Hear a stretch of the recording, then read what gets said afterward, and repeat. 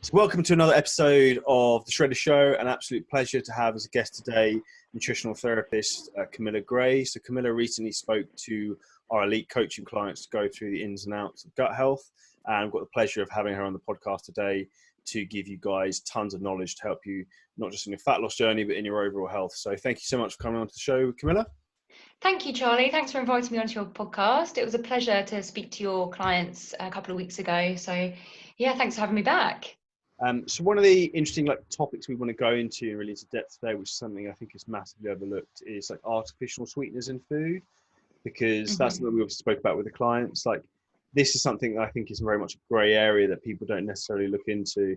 And after our call, I'd be proud to say, Camilla, I haven't had any Pepsi Maxes or Diet Cokes since. Amazing. So I'm proud of you. So small steps, people. But why are there some reasons, and what should people really be looking out for in terms of from a digestive point of view of the damage that these artificial sweeteners can do? Yeah, do you know what? It's just so unknown. People don't really know about this. You know, the food industry wants to keep this under wraps, so it's not something that's public knowledge. It's, there's lots of studies on it, but it's not really out there.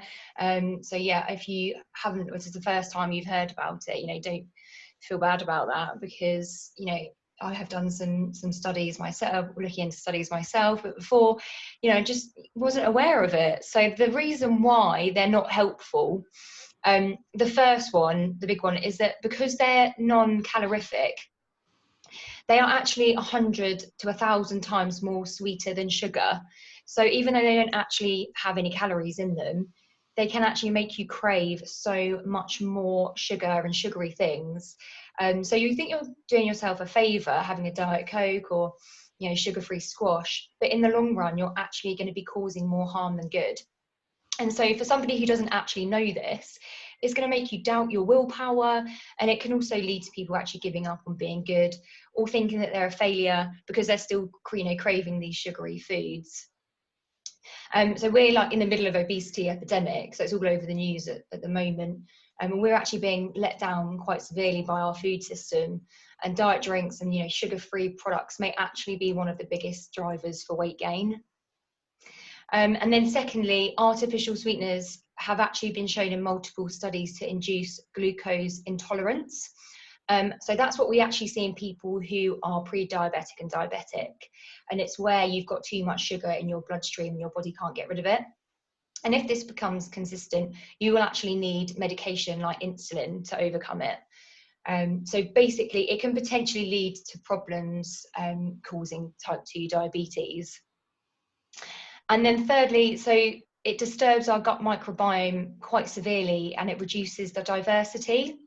So in our gut, we really want to have a broad array of different bacteria. So basically, the wider the array of bacteria, the slimmer we will be, and also the healthier we are. So artificial sweeteners are actually reducing that gut bacterial diversity. So that means we're going to have reduced health and potentially hindering our ability to maintain a healthy weight. So I'll just talk you through a few of the worst offenders. So by far the worst is aspartame, and also sucralose, saccharin, but even stevia, which has been known as the healthy one, has actually been shown to cause weight gain in rats. We know it's only a rat study, but it can be a good indicator into human, how the way we behave as well. I think also one of the things, so with stevia, for example, it's got a very heavy laxative effect if people use large quantities of it. As respect for that, I found that myself. So I think that's one of the things, again, people don't necessarily look into the effects these have on your digestion aside from the calories. Yeah, exactly. And also another one that does cause laxative effects is xylitol, and that has also been touted to be quite healthy. So basically any sweetener with ol on the end can be particularly bad for IBS. So it's highly fermentable sugar. So lots of my clients react to chewing gum because of the fact it contains this sweetener. So yeah, it's really not good all round. You can see I've just given you 4 really good reasons not to have artificial sweeteners in your diet. So just having natural things as close to their natural state as possible. So a bit of natural sugar now and again as a treat is going to be far better for you than having sweeteners every day. And in terms of from an inflammation point of view, I know there's a huge amount of studies showing there's a huge effect with artificial sweetness and inflammation, which can have obviously huge knock-on effect on like overall health, as that's one of the key drivers of things we really want to try and keep down. So our CRP inflammation score. Is that something you've seen with clients, like nutritionally, when you've taken away these sort of sweeteners? Yeah, massively. And I mean, just bloating in itself is inflammation. So, you know, bloating is caused generally by stress and a food intolerance, and inflammation.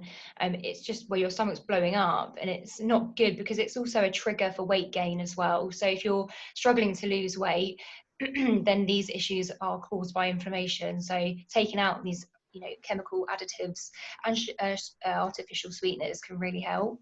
100%. Now, so that's probably covered, I think, most of the ins and outs of artificial sweetness. And I'll talk about like gut health overall, which is obviously a very popular topic at the moment. Like, what does it actually mean to have a healthy gut in paraphrased? Yeah, so basically having a healthy gut means having a broad array of bacteria in your gut. So having a low diversity means a poorer score of health, and also it's not just digestive issues, it's also kind of wide-ranging issues from autoimmune conditions to skin disorders and also mood as well. So it really kind of affects you holistically, you as a person, by having a poor gut. So, I mean, lots of people do kind of get a bit confused by what gut health actually means. So in a nutshell, it means just to have lots of different bacteria in your gut. And you can have tests to test that, but the best thing to do is just to really have a broad array of plant-based foods in your diet. Okay. You mentioned plant-based there. Do you find with people with too heavy like a protein or meat-based diet has a negative effect, or would you suggest that a way to potentially mitigate that would be using a variety of different protein sources from animals and fish, perhaps? Yeah, definitely. I don't think, you know, having no protein or no meat products in your diet is good at all. I think it's good to have, you know, good good sources of meat. So, you know, grass-fed organic meat wherever possible in smaller quantities, and you know, not just whacking great pieces of meat. And you want to have, if you are having large amount of protein in your diet, you want to match it with different plant-based products as well to mitigate the kind of acidity from that as well. With anyone who's got a very heavy meat-based diet, would you ever then look into people using maybe more digestive enzymes in that respect to maybe help with? Yeah, I mean, if you're talking about like a diet that's heavy in protein because of you know, bodybuilding or from that perspective, then yeah, there are things that can be helpful. So kind of balancing the acidity is one of the things that you want to be doing. So you can put in supplements for that, for the acid-base balance. And then also, if you're finding it hard to digest red meat because it's quite heavy, then yeah, things like looking at your stomach acidity and also digestive enzymes can be helpful too. And from a practical point of view, how would you assess your stomach acidity? So we can assess that by doing something called the bicarb test. So you want to use 1/4 teaspoon of bicarbonate of soda in 4 ounces of cold water.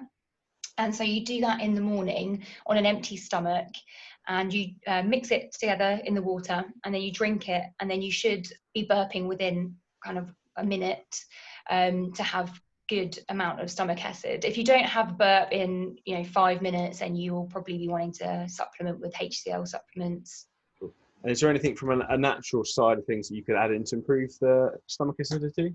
Yeah, lots of things. So apple cider vinegar in the morning, just mixed with some water.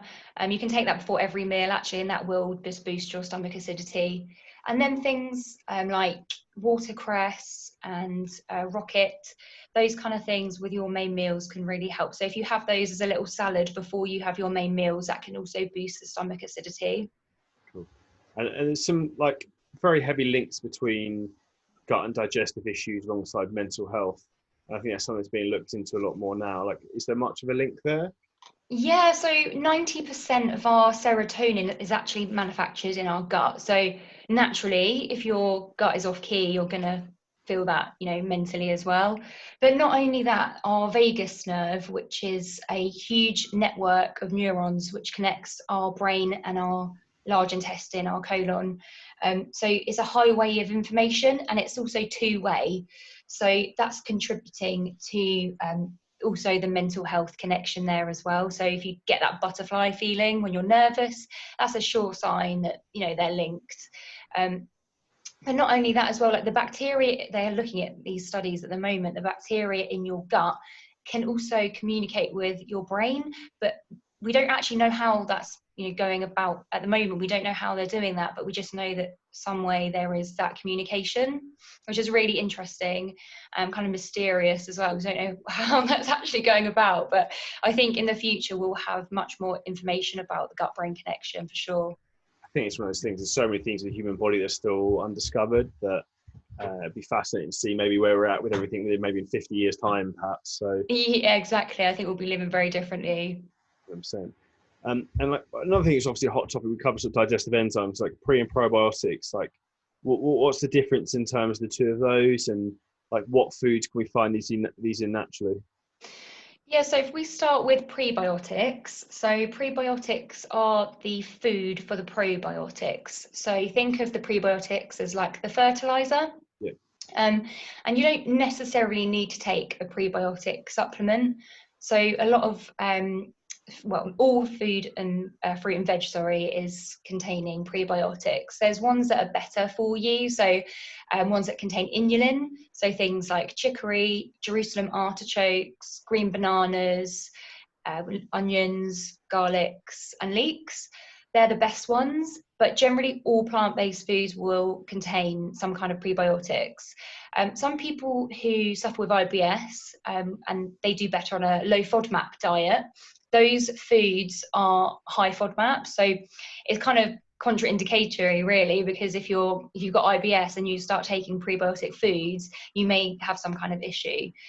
So a low FODMAP diet might be really helpful for some people with digestive issues. So if you do start having loads of these products, you know, with prebiotics in, such as, you know, onions, garlics, and you start getting really uncomfortable, then it might be helpful for you to do that low FODMAP diet for a few weeks.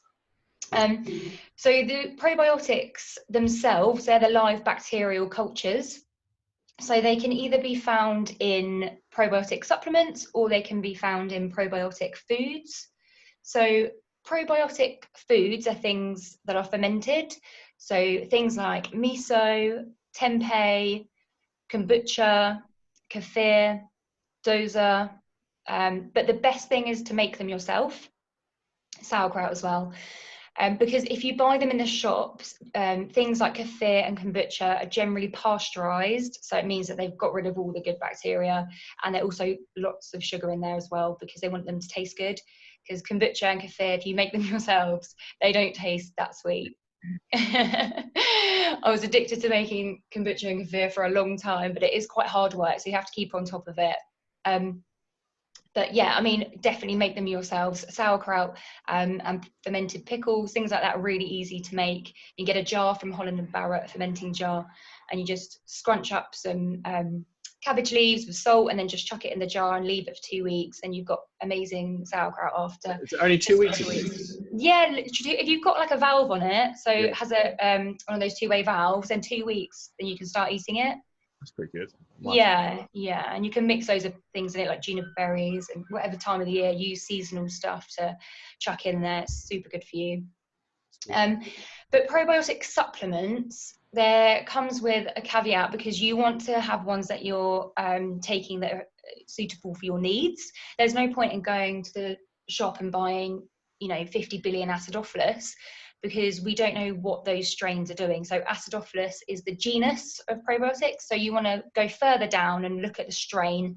So if you're suffering with, for instance, say IBS, you want to get Lactobacillus acidophilus NCFM, because that has brilliant research for helping with bloating and pain in IBS. And if you're suffering with vaginal health issues, you'd be looking at something like Eriteri GR1 or LA14.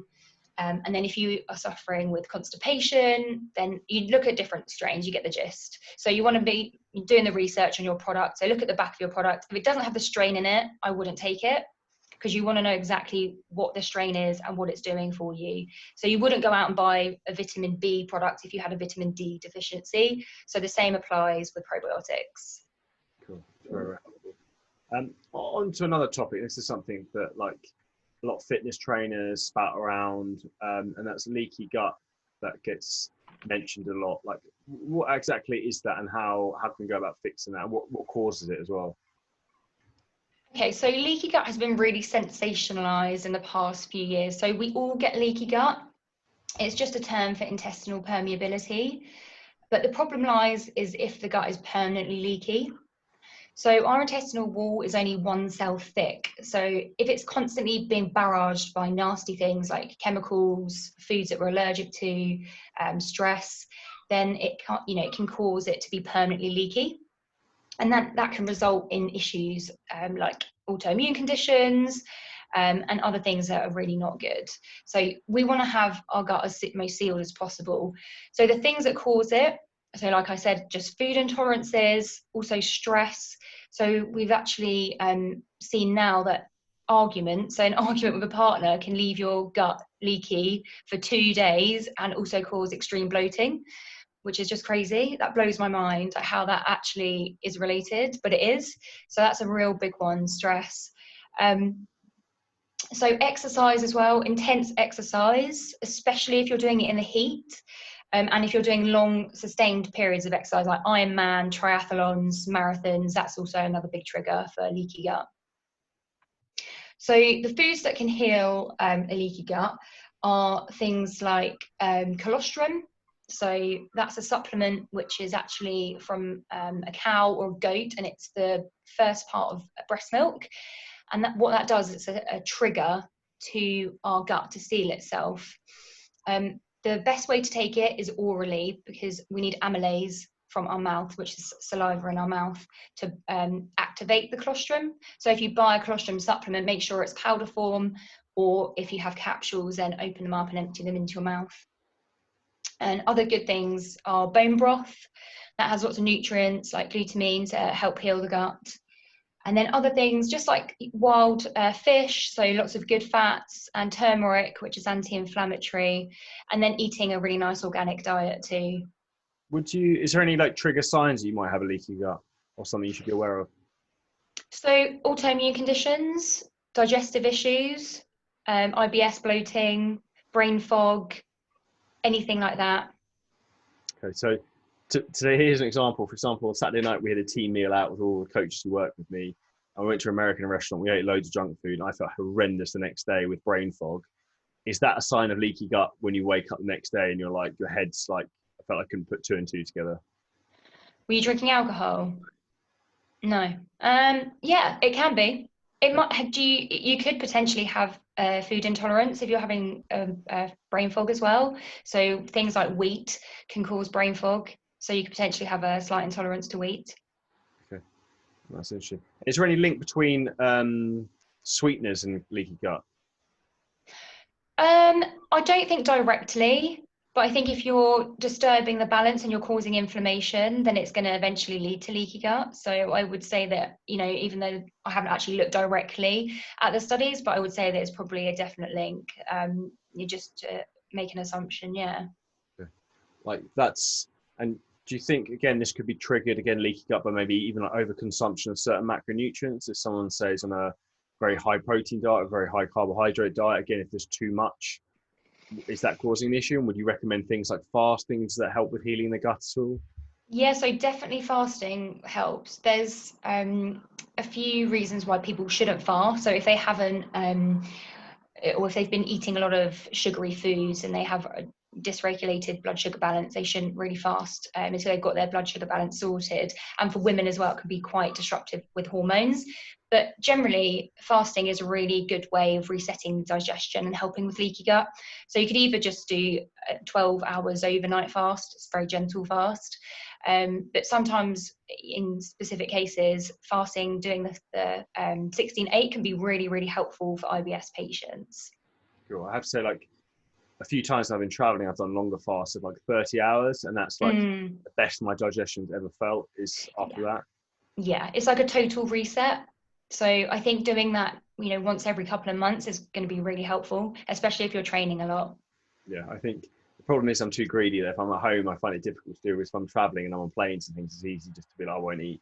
Yeah, definitely, because plane food is just so horrendous anyway. No one ever wants to eat on a plane, so I find it really easy to fast on planes. But the same, if you're working from home, it can be really difficult to avoid the fridge. Yeah, 100%. I think that's one of the issues people have had during lockdown, to be fair, as well. So Yeah, I agree. I think it's been one of the main complaints I've had. Obviously, like similar to leaky gut, another big issue people have is IBS. Like, is there certain things that like trigger that, or that people should be aware of, or some like signs they might have IBS that they're not sure of?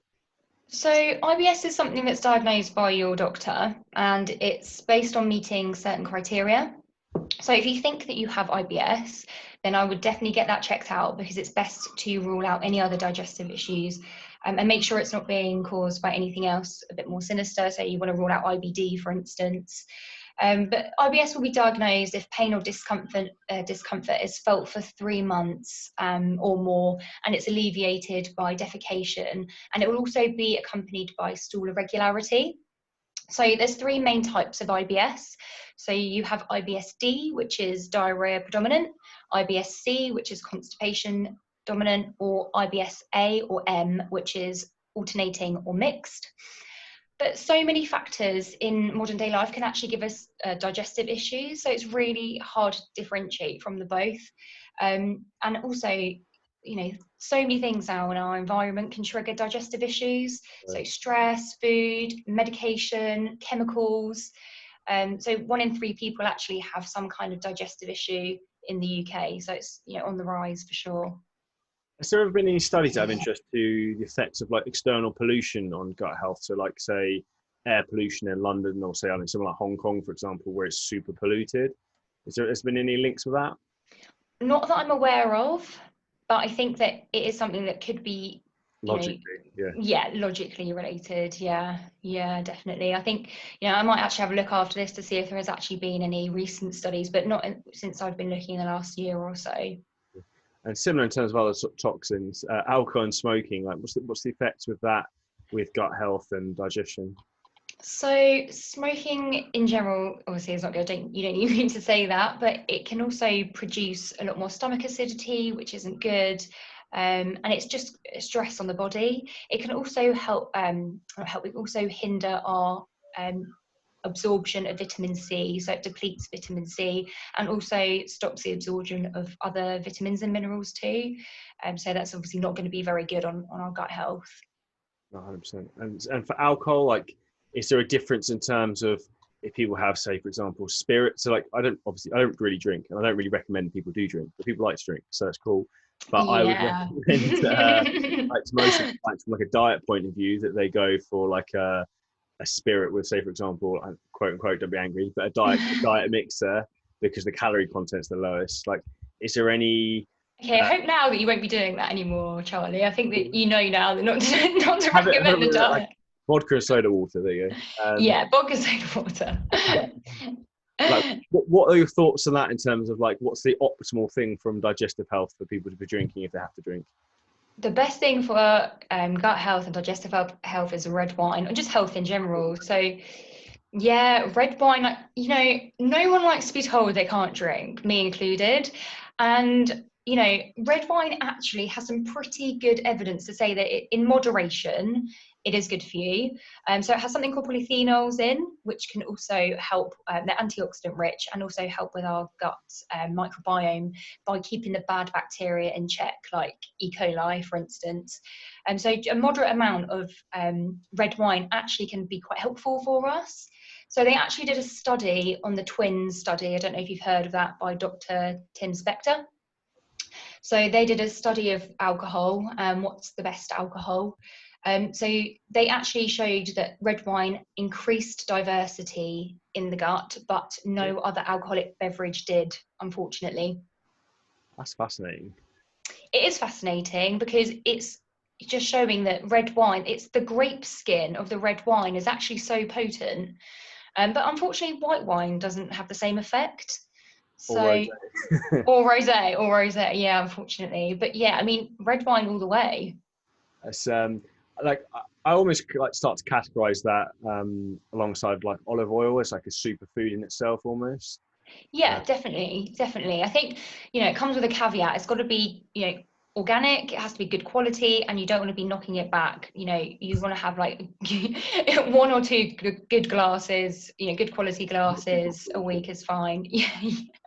Not a bucket of wine. I think that's where most people go along it wrong. I think it's the volume, but like come on to something else. Obviously, red wine helps with is obviously stress. Like stress and digestion, I know has a lot of like interlinks together by the way the nervous system works. Mm. Is there any like methods people can use practically to try and help control this when they get particularly stressed, or anything they should be aware of? Yeah, I mean, we have been in a stress pandemic for the last few years, and I think that hopefully with this new relaxed pace of life for most of us, working from home, doing more self-care, we will have a lot of positives to take away from the coronavirus.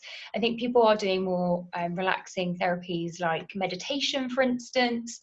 Even just 10 minutes a day has been proved to reduce IBS symptom scores, which is just huge because, who would have thought that? It's just amazing. Just 10 minutes a day. It doesn't even have to be a sustained practice. It can be just 10 minutes a day for a week, and it can have that benefit.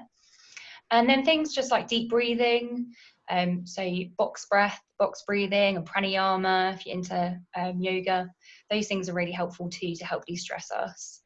But also things like walking in nature as well, just taking walks in parks and also by the sea. So there's things called fractoids in nature, which are the shapes of the leaves and also the waves of the ocean, and they have a direct calming effect on the nervous system. It's fascinating, I think, how the two most basic functions of the human body, breathing and walking, have the biggest effect on calming the body down. Yeah, exactly. It's just going back to basics, isn't it? We're fundamentally just wanting to go back to how we used to live years ago. It's just, that's what we're meant to be doing. We're not meant to be sat indoors at a computer for 12 hours a day. We're meant to be outside in nature, breathing deep and enjoying the scenery. 100%. There's a lot of research as well to show that like bilateral movement, even to say people who are working all day, like even going for a short walk for 20 minutes, that bilateral movement is really good to get your brain stimulated by using different sides of your body. So Amazing. just from like a stress point of view. So start to like wrap things up a little bit, like what are sort of two pieces of material or like books or anything like that you would recommend for people to delve into if they want to go a little bit deeper or anything here, Camilla? Yeah, I mean, so the thing that got me massively into gut health was a book by a lovely German doctor called Julia Enders, and the book is called Gut, so quite easy to remember. It's quite old now, but it's still really relevant, and it absolutely blew my mind when I first read it. So when I was cabin crew 10 years ago and I was reading it for the first time, it just opened my eyes to how important the gut is and how wide reaching it is on us holistically and our health in general. So I definitely recommend that one. And then second of all, if anyone's interested in finding out more about probiotics and the gut brain connection and lots of other interesting topics, then I'd really recommend the Optivac Probiotics Learning Lab, which is a website full of resources. Cool. Interesting enough, you mentioned you obviously used to be an air stewardess. Like you get a huge amount of radiation for being in the plane, which people don't talk about. And like no one talks about that. Like that's like the thing that people don't want to talk about. And I know, say for example, myself, whenever I fly, I tend to get bad digestion, a bad stomach, which I think is triggered by that. Has there ever been any studies into that at all? Do you know what? They just want to keep it under wraps, don't they? So it's absolutely not talked about at all. But it's worrying. Like for me as a woman, like I worry about my fertility. When I want to have babies, has it affected my ability to do that? So it's something that's really, really not discussed at all. When I joined, no one ever spoke about it. No one ever really spoke about it when I was there. To be honest, it's only when I left, I did my own research. I found out how bad it actually is. Yeah, like the radiation scores are off the charts, and that's why like there's quite a lot. I'm not sure what companies they are, but I've seen a few. I spoke about with Chris Gethin on a podcast before about this. He has like radiation with blankets when he's on the plane to try and like mitigate the amount of radiation he's taking in. That's amazing. Which I thought was quite cool in terms of biohacking. But again, like this is almost one of those dirty secrets that no one wants to talk about. Yeah, exactly. Yeah, it's 100% not discussed at all. And to be honest, I'm a little bit scared to find out what damage has been done to my own body. But 9 years is quite a long time up there, very close to the sun. The human body heals very quickly, though, so it's an incredible machine. So I wouldn't be too concerned. That with your Yeah. your knowledge as well of health, I don't Well, think it will help. thank you. Hopefully these 5 years have made up. Try. For anyone to find out a little bit more about you, where's the best place to go? Like courses, information about you, or any other sort of bits and pieces you can do? Yeah, so you can just find me on social media. So I'm at Camilla Gray Nutrition on Instagram and on Facebook, and I'm happy to answer any questions anyone has. So just drop me a line and I'll happily get back to you. Awesome. Thank you so much for your time, Camilla. For anyone listening who wants any help with that, obviously reach out to her directly. In terms of anyone who's looking to get in shape for the summer, now the gyms are open again at last. We have got the Shred Mate and Sculpt Mate program still 77% off, so only £37 a month. And we also have a few direct one-to-one coaching spaces available with myself and the team. So both those links are below for the podcast if you want to check those out. Really look forward to everyone's feedback on this episode. Please get in touch with Camilla with any questions directly or myself, and we'll have plenty more exciting guests coming up. So thank you so much.